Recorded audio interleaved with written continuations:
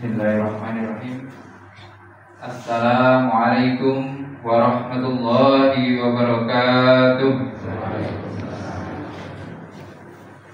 Innal hamdalillah nahmaduhu wa nasta'inuhu wa nastaghfiruh wa na'udzu billahi min shururi anfusina wa min sayyiati a'malina. May yahdihillahu fala mudilla lahu wa may yudlil fala hadiya lahu. Asyhadu an la ilaha illallah wa asyhadu anna Muhammadan abduhu wa rasuluh. Allahumma salli ala sayyidina Muhammad wa ala ali sayyidina Muhammad. Amma ba'd. Bapak-bapak, ibu-ibu, adik-adik, saudara-saudara semua yang saya hormati, jamaah salat subuh yang dimuliakan Allah.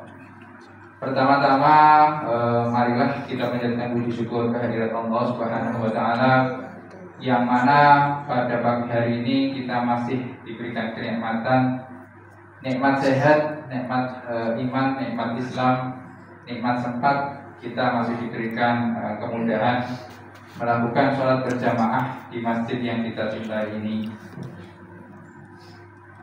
Tak lupa salawat serta salam kita haturkan kepada junjungan kita Nabi Allah Muhammad Sallallahu Alaihi Wasallam, yang berkat rahmat hidayah beliau kita bisa diberikan kenikmatan, bisa meninggalkan zaman jahiliyah, kita diberikan keimanan, bisa menganut agama Islam, kemudian beriman kepada Allah, melakukan syariat-syariat Allah, serta kita harapkan syafaat beliau hingga yaumil akhir. Amin amin ya rabbal alamin.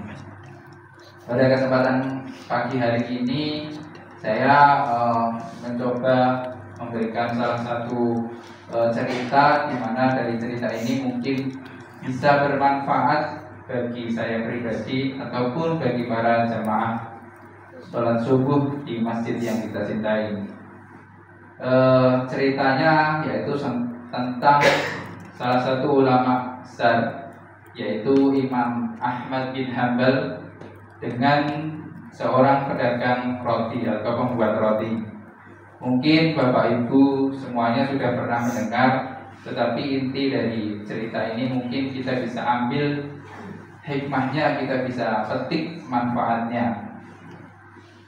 Jadi pada waktu itu di salah satu negeri Irak atau Syam, itu pada waktu itu ada salah satu ulama yang terkenal, mungkin dari 4 ulama yang menjadi panutan pedoman umat Islam di dunia, yaitu Imam Ahmad bin Hanbal atau yang bisa kita kenal dengan Imam Hambali.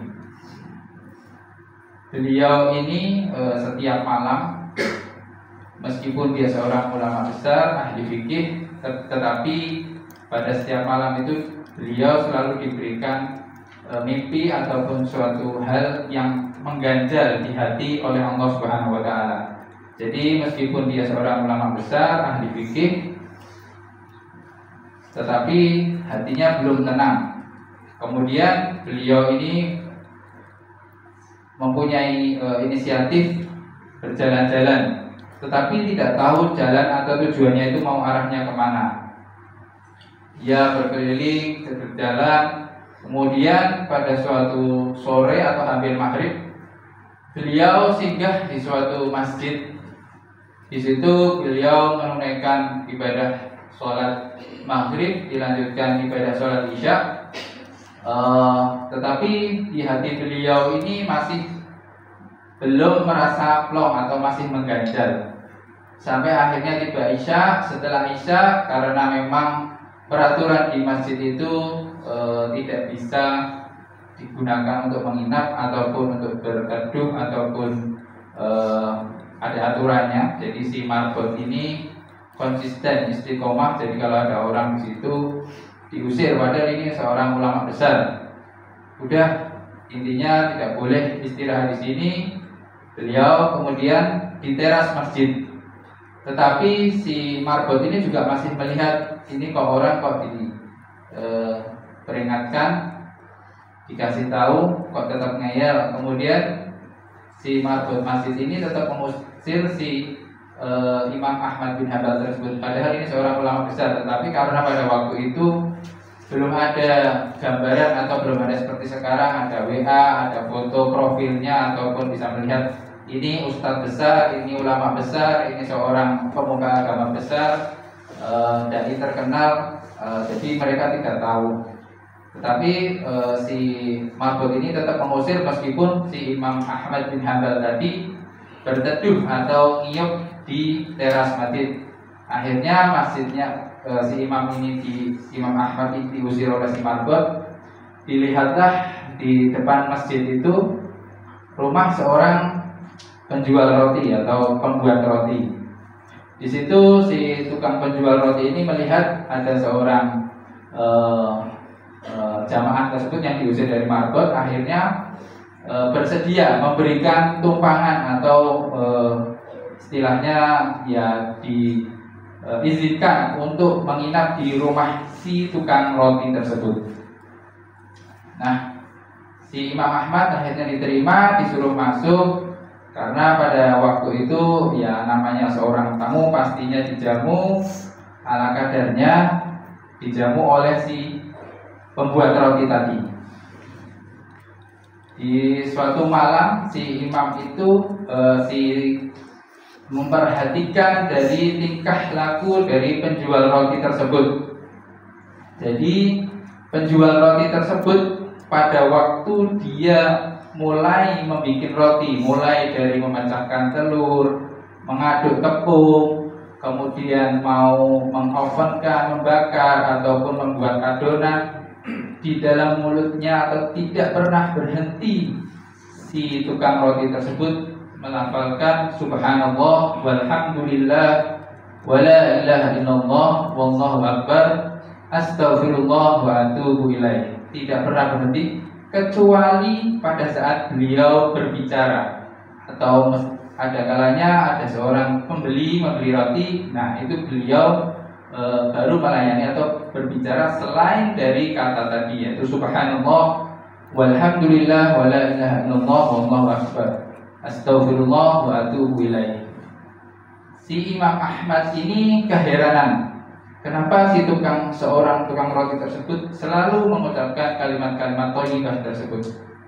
Lalu si Imam Ahmad ini bertanya kepada si penjual roti atau tukang roti tadi, "Hai penjual roti, kenapa dari tadi saya perhatikan selalu mengucapkan di luar pembicaraan yang seperti hal-hal melayani pedagang atau tadi bercengkerama, kamu selalu mengucapkan kalimat-kalimat thayyibah tersebut. Apakah gerangan apa yang membuat kamu mengucapkan hal tersebut?" Beliau menjawab, semua apa hal yang saya inginkan itu selalu dikabulkan oleh Allah dengan saya mengucap kalimat-kalimat thayyibah tersebut.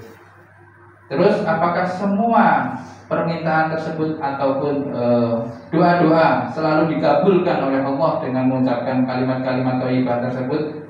Si penjual roti tadi menjawab, ada satu doa yang sampai saat ini belum dikabulkan sama Allah. Kemudian si Imam Ahmad itu tadi bertanya, apakah gerangan doa yang belum dikabulkan oleh Allah sampai sekarang? Si penjual roti tadi menjawab, saya ingin sekali bertemu dengan salah satu ulama besar, ahli fikih yang terkenal, namanya Imam Ahmad bin Hanbal. Saya ingin bertemu. Disitulah Imam Ahmad bin Hanbal mengucapkan subhanallah, masya Allah,